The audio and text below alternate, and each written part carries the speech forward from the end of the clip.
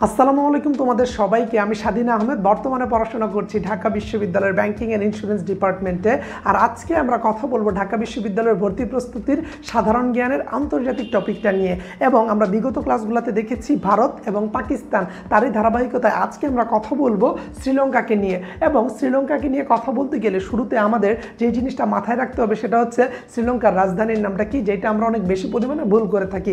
আমরা জানি শ্রীলঙ্কার রাজধানীর নাম হচ্ছে কলম্বো, কিন্তু তোমার মাথায় রাখতে হবে এইটা কিন্তু চেঞ্জ হয়ে গেছে এবং শ্রীলঙ্কার বর্তমান রাজধানীর নাম হচ্ছে শ্রী জয়বর্ধনেপুর কোর্টে। কি শ্রী জয়বর্ধনেপুর কোর্টে, দেখো শ্রী জয়বর্ধনেপুর কোর্টে, ঠিক আছে। এটা হচ্ছে শ্রীলঙ্কার প্রশাসনিক রাজধানী, কিন্তু বাণিজ্যিক রাজধানী হিসাবে খ্যাত হচ্ছে কলম্বো। যেমনটা আমাদের বাংলাদেশের ক্ষেত্রে আমরা চট্টগ্রামকে বলে থাকি বাণিজ্যিক রাজধানী, অন্যথায় মেইন রাজধানী হিসাবে কিন্তু আমাদের ঢাকা পরিচিত। ঠিক একইভাবে শ্রীলঙ্কার পার্সপেক্টিভে এইটা হচ্ছে তাদের প্রধান রাজধানী, কিন্তু বাণিজ্যিক রাজধানী হিসাবে কলম্বো নামটা খুবই পরিচিত। তারপর যদি আমরা দেখি তাদের মধ্যে একটা গৃহযুদ্ধ হয়েছিল। কবে সেটা হয়েছিল এটা হচ্ছে আমাদের জানার বিষয়। সেটা হয়েছিল 1983 সালে। কবে? 1983 সালে। তার সাথে যদি আমি একটা জিনিস বলি, যেমনটা আগেও বলেছি, তোমাদের রিলেট করে পড়তে জানতে হবে। সেটা কি? দেখো 1984 সালে, কি 1984 সালে কিন্তু ভারতের ইন্দিরা গান্ধী আততায়ীর হাতে মারা যায়। এভাবে রিলেট করে করে যদি তুমি পড়ো তাহলে তোমার মনে থাকার সম্ভাবনা খুবই বেশি। তারপর দেখো আমরা শ্রীলঙ্কা নিয়ে যদি আরেকটা ইনফরমেশন জানতে চাই, সেইটা কি? দেখো শ্রীলঙ্কার মধ্যে কিন্তু আমরা পেয়েছি বিশ্বের প্রথম নারী প্রধানমন্ত্রী, তাই না? দেখো বিশ্বের প্রথম নারী প্রধানমন্ত্রী কোন দেশের? আমরা জানি শ্রীলঙ্কার। বিশ্বের প্রথম নারী প্রধানমন্ত্রী, প্রথম নারী প্রধানমন্ত্রী কে? সে হচ্ছে শ্রীমাভু বন্দরনায়েকে। শ্রীমাভু, তারপর হচ্ছে বন্দরনায়েকে, বন্দরনায়েকে, ঠিক আছে। তাহলে এইটা আমরা জানলাম, শ্রীমাভু বন্দরনায়েকে কি বিশ্বের প্রথম নারী প্রধানমন্ত্রী। এখন যদি আমরা একটু দেখি তিনি কত সালে প্রথম নারী প্রধানমন্ত্রী হয়েছিলেন, এটা কিন্তু আমাদের অনেকেরই জানা নাই। সো এই জিনিসটা আমরা এখন চমৎকারভাবে পড়ে নিব এবং নেক্সট টাইম এই জিনিসগুলো আমরা কখনোই ভুলে যাব না। সেটা হচ্ছে 1960 সালে। কবে? 1960 সালে তিনি হচ্ছে প্রথম বিশ্বের নারী প্রধানমন্ত্রী হিসাবে শপথ গ্রহণ করেন শ্রীলঙ্কা থেকে। তারপর আমরা যদি দেখি এই 1960 সালের কি হয়েছে বলতো, আমরা যাকে জানি ফুটবল ঈশ্বর হিসাবে ম্যারাডোনা, অর্থাৎ 1960 সালে কে ম্যারাডোনা জন্মগ্রহণ করেছিলেন, ঠিক আছে। সো এই জিনিসটা আমরা জেনে নিলাম। তাছাড়াও আমরা একটা জিনিস জানি, সেটা হচ্ছে তেল নিয়ে কাজ কারবার করে, অর্থাৎ তেল আমদানি রপ্তানি নিয়ে কাজ করে অপেক। এই অপেকও কিন্তু 1960 সালে হচ্ছে প্রতিষ্ঠিত হয়েছে। আর এই অপেকের সদর দপ্তর কোথায় জানো? সেটা হচ্ছে দক্ষিণ আমেরিকার ভেনিজুয়েলাতে। কোথায়? ভেনিজুয়েলাতে। তাছাড়াও ভেনিজুয়েলা নিয়ে যদি একটা ইনফরমেশন দেই, সেটা হচ্ছে বিশ্বের সবচেয়ে বেশি কৃষ্ণাঙ্গ লোক বাস করে কিন্তু এই ভেনিজুয়েলাতে। আমরা ভাবি বিশ্বের সবচেয়ে বেশি কৃষ্ণাঙ্গ লোক বাস করে মনে হয় আফ্রিকাতে, বাট এটা কিন্তু না। দেশ হিসাবে সবচেয়ে বেশি কৃষ্ণাঙ্গ লোক বাস করে দক্ষিণ আমেরিকার ভেনিজুয়েলাতে। এবং অ্যাঞ্জেল ফলস নামে আমরা জানি যে জলপ্রপাতটা আছে সবচেয়ে উঁচু, সেটাও কিন্তু এই ভেনিজুয়েলাতে অবস্থিত। তার মানে কি একই সাথে কতগুলো ইনফরমেশন আমরা শিখে নিচ্ছি চট করে, যেটা আমাদের ঢাকা বিশ্ববিদ্যালয়ের ভর্তি পরীক্ষার ক্ষেত্রে অনেক বেশি পরিমাণে পুশ করবে ভালো একটা স্কোর করতে। তাছাড়াও তোমাদের সাথে যদি একটা ইনফরমেশন আমি শেয়ার করি, সেটা হচ্ছে আমরা কিন্তু আগস্টের 5 তারিখ থেকে তোমাদের জন্য একটা প্রি অ্যাডমিশন ব্যাচ লঞ্চ করতে যাচ্ছি। যে প্রি অ্যাডমিশন ব্যাচের মধ্যে আমরা বাংলা, ইংরেজি এবং সাধারণ জ্ঞানের প্রত্যেকটা টপিকের উপর ক্লাস নিব এবং ক্লাস নেওয়ার পর সেই টপিকগুলোর উপর তোমাদের পরীক্ষা হবে।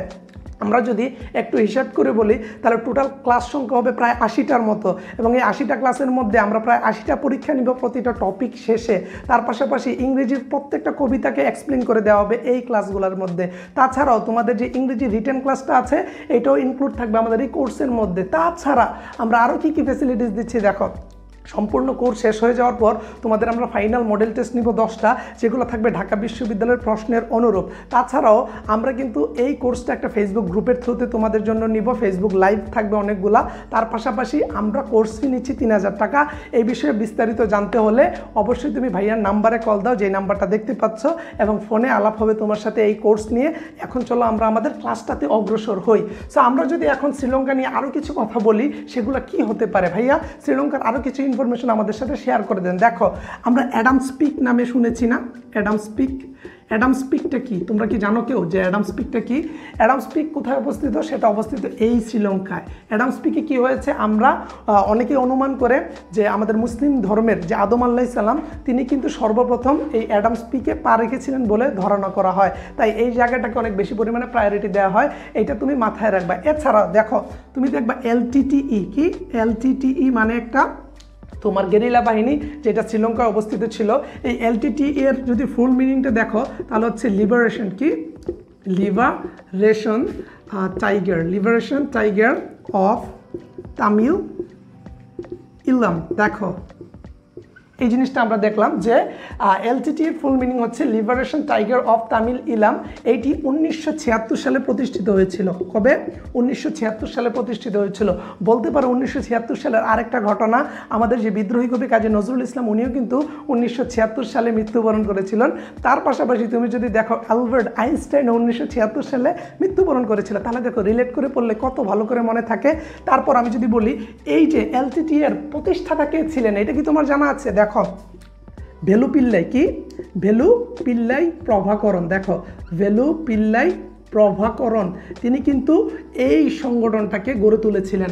এখন কথা হচ্ছে ভাইয়া এই সংগঠনের রাজধানীটা কোথায় ছিল এটা একটু বলে দেন তো আমাদেরকে। দেখো এর রাজধানী ছিল শ্রীলঙ্কার জাফনা দ্বীপে। কোথায়? জাফনা দ্বীপে ছিল এর রাজধানী। সো এর রাজধানীটা কোথায় ছিল? শ্রীলঙ্কার জাফনা দ্বীপে। এবং তারা এই এলটিটি এর মাধ্যমে জাফনা দ্বীপকে স্বাধীন করতে চেয়েছিল। তোমরা জানো এই এলটিটি এর সাথে জড়িত একটা মহিলার নাম, সে কে? সে হচ্ছে নলিনী। কে? নলিনী। এখন প্রশ্ন হচ্ছে ভাইয়া নলিনীটাকে যদি একটু ভালো করে বুঝিয়ে দিতেন। নলিনী ছিল এই এলটিটি গ্রুপের একটা সদস্য, যে হচ্ছে আমাদের ভারতের একজন প্রধানমন্ত্রী বা রাজনীতিবিদ।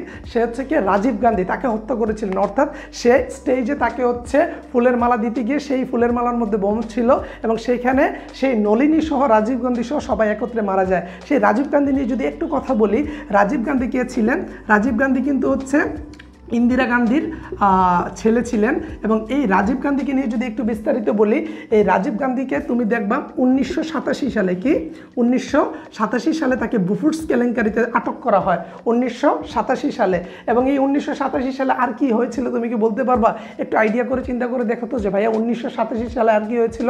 ফিলিস্তিনের স্বাধীনতাকামী সংগঠন হামাস 1987 সালে কিন্তু তারা প্রতিষ্ঠা লাভ পায়। হামাস, এই হামাসের প্রথম যে সভাপতি ছিল তার নাম ছিল শেখ নাসারুল্লাহ। তাহলে দেখো চমৎকারভাবে আমরা কানেক্ট করে পড়বো। নেক্সট টাইম ঢাবির ভর্তি পরীক্ষায় তোমাকে টপ করতে হবে। ইনশাল্লাহ পারবো, মনে মনে বলো যে ইনশাল্লাহ পারবো ভাইয়া। তাহলে দেখবা নিজের মধ্যে একটা জোর আসবে এবং সমগ্র বিশ্বকে তুমি দেখিয়ে দিতে পারবা যে আমার মধ্যে একটা জিনিস আছে, আমি চেষ্টা করে ঢাবিতে অ্যাটলিস্ট চান্স পেয়েছি। তাহলে দেখো আমরা যদি নেক্সট টাইম জিনিসটাকে একটু ফোকাস দেই, এই রাজীব গান্ধীকে কত সালে মারা হয়? সে মারা যায় হচ্ছে 1991 সালে। কবে? 1991 সালে এই নলিনী রাজীব গান্ধীকে হত্যা করে। তাহলে আমরা যদি তোমাকে বলি যে রাজীব গান্ধী কিসের সাথে জড়িত ছিল? বুফুর্স কেলেঙ্কারি। এই বুফুর্স জিনিসটা কি ভাই একটু বুঝিয়ে দেন। বুফুর্স হচ্ছে তোমার সুইডেনের একটা অস্ত্র রপ্তানিকারক সংগঠন। কি? সুইডেনের একটা অস্ত্র রপ্তানিকারক বা অস্ত্র ব্যবসায়ী একটা সংগঠন। তাদের সাথে মিলে সে হচ্ছে অনেক টাকা পাচার করেছিল এবং এর কারণেই কিন্তু তাকে অভিযুক্ত করা হয়েছিল। এবং 1991 সালে আমরা যেমনটা দেখতে পাই নলিনীর মাধ্যমে তার হত্যা করা হয় এবং সে হচ্ছে পৃথিবী থেকে বিদায় নেয় এবং রাজীব গান্ধীর ইতিহাসটা তার মাধ্যমে হচ্ছে শেষ হয়ে যায়। সো এই নিয়ে আমরা শ্রীলঙ্কার অনেকগুলো জিনিসই অলরেডি জেনে গেছি। তাছাড়াও তুমি যদি দেখো শ্রীলঙ্কার যে বাসভবনের নাম, অর্থাৎ প্রেসিডেন্টের যে বাসভবনের নাম, সেটা কিন্তু হচ্ছে টেম্পল ট্রি। কি? Temple tree. সো এই টাইপের অনেক ইনফরমেশন তুমি বইয়ের মধ্যে পেয়ে যাবা। তুমি একটু তোমার বই থেকে এই বিষয়গুলোকে একটু ঘুটিয়ে ঘুটিয়ে পড়ে নিবা, তাহলে দেখবা ঢাকা বিশ্ববিদ্যালয়ের ভর্তি পরীক্ষার ক্ষেত্রে তোমার জন্য অনেক বেশি জিনিসগুলো রিলেটেবল হবে। আর যেমনটা 1991 সালের কথা বললাম, রাজীব গান্ধীকে হত্যা করা হয়। মনে আছে এর আগের ক্লাসে আমি বলেছিলাম 1991 সালে অং সান সুচি হচ্ছে নোবেল পুরস্কার পেয়েছিল শান্তিতে, যেটা 1910 সালে সে হচ্ছে রিসিভ করে। এই জিনিসগুলো একটু ভালো করে মনে করে পড়বা। সেই আমরা যেমনটা বললাম যে অং সান সুচি তাকে জেলে আটক করে রাখা হয়েছিল। কোন জেলে? ইনসেন কারাগার। সেটা কোথায়? সেটা হচ্ছে মায়ানমারে। এইভাবে রিলেট করে পড়লে না ঢাবির ভর্তি পরীক্ষার ক্ষেত্রে তুমি অনেক ভালো একটা স্কোর করতে পারবা। আর যেমনটা আমরা বলছি আমাদের কোর্সটা কিন্তু 5 আগস্ট শুরু হচ্ছে, যেখানে আমরা সকল বিষয়ের উপর খুব ভালোভাবে তোমাদের সুপার ক্লাসগুলো নিয়ে থাকবো এবং সেই ক্লাসগুলোর মাধ্যমে তুমি ঢাকা বিশ্ববিদ্যালয়ে ভর্তি পরীক্ষার ক্ষেত্রে অনেক বেশি পরিমাণে এগিয়ে যাবা, এটাই আমাদের বিশ্বাস। এবং আমাদের ক্লাসগুলো কত সুপারব হবে সেগুলো অলরেডি তুমি আমাদের আজকের ক্লাসটা দেখে অনেকটা অনুমান করতে পারছো। সো সময় নষ্ট না করে ভাইয়ার নাম্বার কল দাও, ভাইয়ার সাথে যোগাযোগ করে ইনশাল্লাহ তোমার সাথে আমাদের ঢাকা ইউনিভার্সিটির জার্নিটা হবে সুপার।